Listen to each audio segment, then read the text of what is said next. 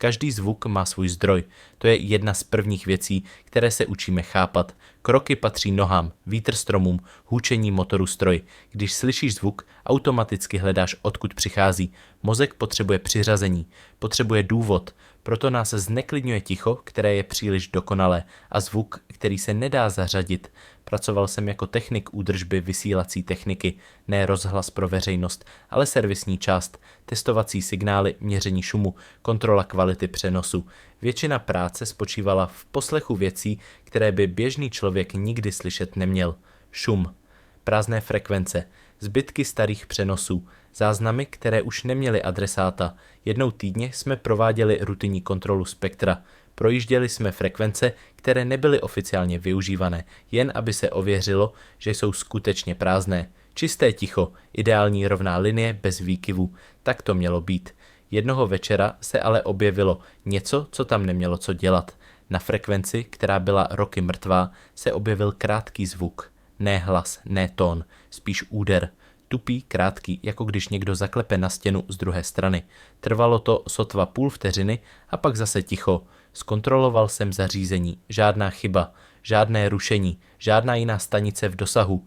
Záznam byl čistý, odepsal jsem to jako náhodný artefakt. V digitálním světě se občas objeví věci, které nedávají smysl.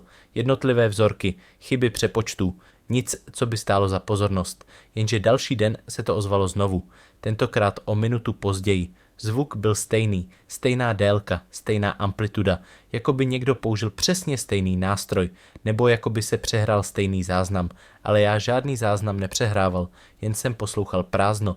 Začal jsem si ty výskyty zapisovat, ne proto, že by mě děsily, ale protože byly příliš pravidelné. Každý den se zvuk posunul o přibližně minutu, nikdy dřív, vždy později, jako by se něco pomalu zpožďovalo. Po týdnu se zvuk ozýval o 7 minut později než první den, po 2 týdnech o 14. A pak se změnil, nebyl hlasitější, nebyl delší, jen k němu přibyl dozvuk. Slabý, sotva slyšitelný, jako když klepneš na dutý prostor a zvuk se vrátí zpět. Ale tady nebylo od čeho se odrazit. Frekvence byla prázdná. Začal jsem analyzovat strukturu signálu, ne jako zvuk, ale jako data, vzorek po vzorku, a všiml jsem si něčeho zvláštního. Dozvuk nebyl náhodný, nebyl to šum, byl téměř identický s původním zvukem, jen o zlomek sekundy posunutý a mírně deformovaný, jako odpověď. To už jsem nemohl ignorovat. Prázdná frekvence by neměla odpovídat, neměla by reagovat, neměla by si pamatovat, co se na ní objevilo předtím. Rozhodl jsem se udělat test. Na stejnou frekvenci jsem pustil krátký impuls, ne hlas, ne tón, jen jednoduchý signál. Chtěl jsem vidět, jestli se něco vrátí. Nevrátilo se nic. Další den se ale původní zvuk ozval znovu. Tentokrát se ale opozdil víc než obvykle, jako by se časová osa posunula a dozvuk byl výraznější. Začal jsem mít zvláštní pocit, že ten zvuk není generovaný teď, že to není vysílání, spíš záznam něčeho, co se už stalo, a že frekvence si ho jen přehrává znovu a znovu, pokaždé o něco později, jenže to nedávalo smysl.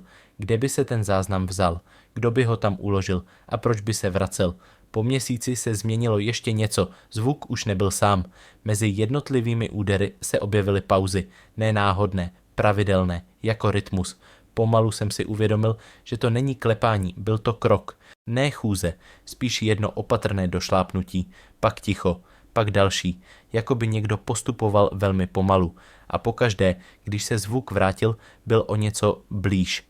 Ne hlasitější, ne ostřejší, jen méně zkreslený, jako by se zdroj přibližoval k místu, kde byl původně zaznamenán.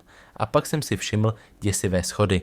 Čas, kdy se zvuk ozval, se začal blížit času, kdy jsem ho poprvé slyšel. Ne přesně, ale pomalu. Každý den o minutu blíž, jako by se kruh uzavíral. Jednoho večera jsem zůstal v práci déle než obvykle. Nechtěl jsem ten okamžik propásnout.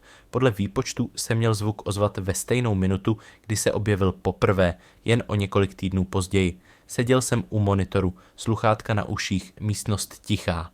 Když přišel ten moment, zvuk se ozval přesně na čas, ale nebyl stejný. Nebyl to krok, nebyl to úder, byl to nádech. Krátký, tlumený, velmi blízko mikrofonu, tak blízko, že jsem měl pocit, jako by někdo stál přímo vedle mě.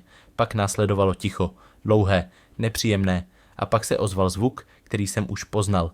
ten původní, úplně první, jako by se celý cyklus uzavřel a okamžitě znovu otevřel.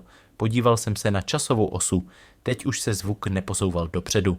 Začal se posouvat zpět, každý den o minutu dřív, jako by se někdo vracel stejnou cestou, ne pryč, zpět k začátku. Přestal jsem ten signál testovat, přestal jsem ho analyzovat, jen jsem ho poslouchal, protože jsem měl čím dál silnější pocit, že to není signál, který by chtěl být pochopen. Je to stopa, něco, co zůstalo zachycené v prostoru, který běžně považujeme za prázdný a že prázdno si pamatuje víc, než bychom chtěli. Poslední změna přišla nenápadně, zvuk se jednoho dne neozval, čas přišel a odešel. Frekvence zůstala tichá, dokonalá rovná linie. Měl jsem pocit úlevy, krátký, povrchní. Další den se ale objevil nový zvuk, ne na té samé frekvenci, o něco níž, slabší, vzdálenější, jako ozvěna něčeho, co už odešlo. A já jsem si uvědomil, že ten zvuk se nevrací proto, že by chtěl být slyšen.